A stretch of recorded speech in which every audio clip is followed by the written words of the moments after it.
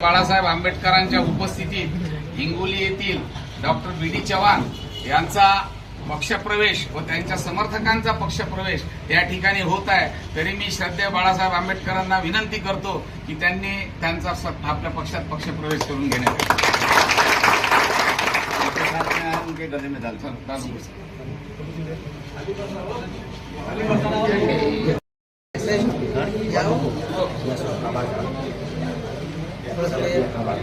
माननीय doctor BD. Chavan Hingoli यांचा मी श्रद्धेय बाळासाहेब आंबेडकरांच्या वतीने जाहीर करतो की त्यांचा पक्षप्रवेश झाला। त्यांचं पक्षात मनपूर्वक